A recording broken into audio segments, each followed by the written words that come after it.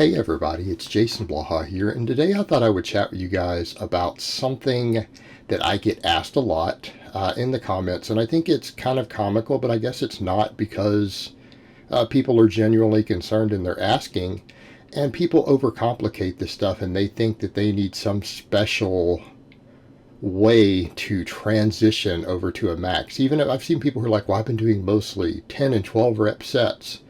And it's like, wait, you've been doing 10 and 12 rep sets on squats and deadlifts? And you're worried about maxing? Just come in and max. And for people who say, well, that's crazy, people could get hurt. It's like, well, if you max incorrectly, but what's the correct way to max?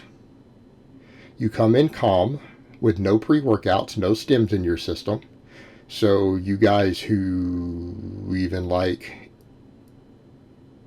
illicit stims like Clen or whatever you're taking, or your pre-workout or anything else, you don't take them that day. And you go in and you don't crank up your headphones with any aggressive music, and you come in and you ramp up to a max. That's it. I have my lifters do this every week. Most of my lifters, as soon as they're capable of using good form, we start maxing out. If they have good form and they've built a base, I throw them into conjugate and we start maxing out. I have novice lifters who max out, and I do it long distance. I want to explain to you guys how simple and easy this is and why this is so silly for guys to worry about.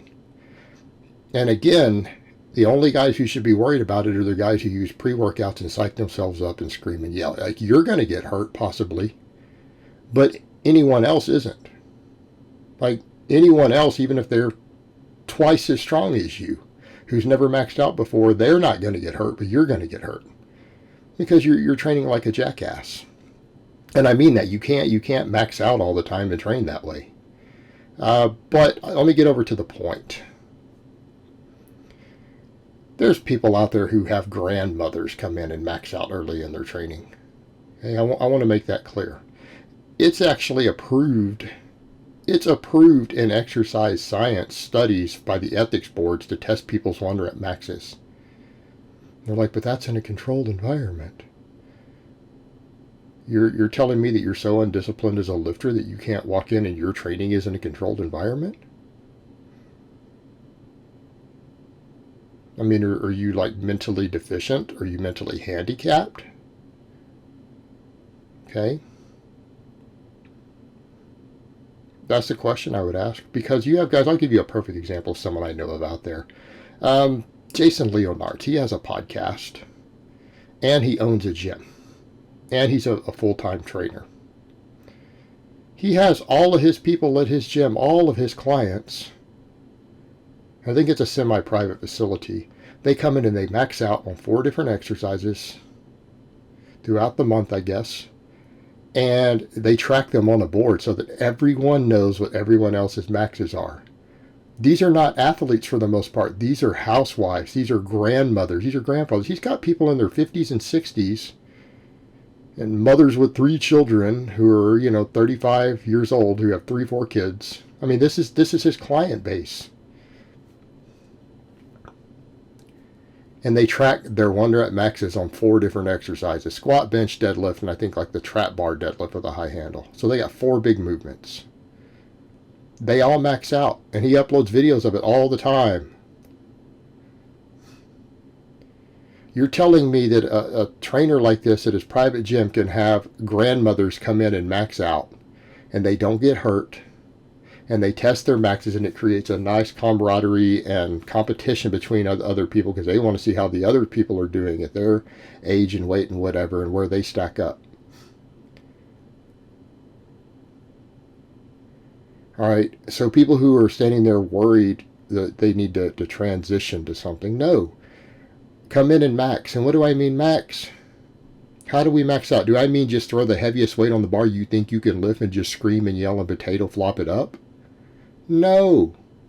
Your form should only degrade on your heaviest set. Right? When you get to your true max, the form may break down. Do you know how to brace? Do you know how to get tight? Well, here's what you do. You walk over. Let's say your 10 rep max on an exercise has been 225. I don't care whether it's a squat, bench, deadlift, whatever it is, overhead press. Now you're a beast if you're doing 225 or 10 on the overhead. Whatever lift it is you're going to max out on. I'm going to give you the same procedure I give my clients, because I have my lifters max on a dozen lifts they've never done in their lives. We max on dead pin presses, squats, deficit deadlifts, deficit sumos, block pulls. If they get access to bands, chains, specialty bars, we max on all that. Whatever they have, we use it to max out on. If they have 3 different barbells you can squat with, my lifters all box squat with all 3 of those different barbells to a max. If they have chains, we do every single one of those 3 same barbells again with chains. Okay? So they max on stuff they've never maxed on. All the time. So what do? Let's say 225 for 10. Well, what do you estimate your max is going to be? Should be at least 300. Right? 320, 325. But you don't know because you've never maxed, right? You don't have practice maxing. You've never done a max in your life. But you know that on this exercise, you can do 10 reps of 225. So you look at some of those calculators and say, man, some of them put me at like 320, but I don't know if I can do that. Okay, so here's what you do. You come in and you start ramping up. You take the empty bar and you do 5, 10 reps. Okay? Go to 135 and do 1 rep. Go to 225 and do 1 rep. And you focus on getting tight and exploding. If it's the bench, and you focus on getting your arch set, digging in, pushing yourself away from the bar, gripping the bar as hard as you can. If you're going to squat, you practice on, again, getting in super tight and practicing with that warm-up just like you would, and push as hard as you can like a 1 rep max, right? Then you go to 225. Well, then you would start estimating and say, well, if my max is going to be 300 as a possible lowest, but maybe up to 325 based on the calculators, I need to start slowing it when I get close to 300. So what do? You go to 255. Okay, go to 255. Or it's better yet, you've been at 225, right? Go to 245. Do a single. Assess it, see how it feels. When you lift it, go, yep, that felt pretty light. I can do more. Go to 265. See how that feels. Go to 285. Do a single. Okay, do you understand what we're doing here? We're ramping up. Because you don't go straight from 225 to 315 and go, oh, let me see if I can get it. That's not maxing. You titrate up to a max.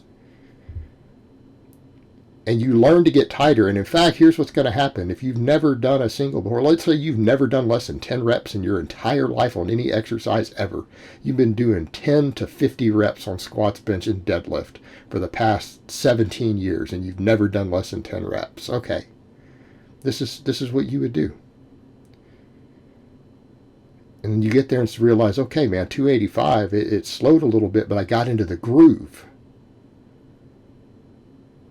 Then you would go to 295, okay? You're going to go to like 5 pounds under probably the minimum threshold you think your max is going to be. You explode that 295 up and you assess it. Maybe video it. Look at it. Did your form degrade? Did something break down? Do you need to push your chest up more? Do you need to turn your knees out more at where it slows with the squat? Okay? Are you not tight enough out of the bottom of a deadlift? Like, just look at the footage. Set up your phone and take a video of it. Assess it and ask yourself, if I go up 10 more pounds, what is my chances of making it? What are my chances of making it? If they're greater than 50%, based upon how that lift felt and looked, go from 295, go up to 305 and try it. If you miss it, just make sure you have safety set up. Look, set up safeties on your racks. If you're worried about the bench, get a spotter. I'm not a fan of single spotters on the bench, by the way. I would think you're better off with 2 side spotters instead of a guy at the top, personally. That guy should really only be there as a 3rd spotter. Like, if you're really got a bench heavy and you're really concerned without safeties, you need 2 side spotters. But, I digress. He might be really strong and you might be weak, and he can just roll that weight off you. Maybe try the 305. If you miss it, then you miss it. Then your max was 295. So you get stapled. No big deal. We don't get hurt on 1 rep maxes where we go up careful and stay tight. It's very, very, very, very rare to get hurt. So you missed the lift. No big deal. You guys watch me miss heavy acid. You guys have watched me miss squats over 500 pounds and get stapled. Am I hurt from it? I'm like, well, you know what you're doing. Well, I just explained to you. You now know what you're doing too. I told you everything that you need to know. Now, if your form is shitty and you don't know how to lift, you don't want to do this.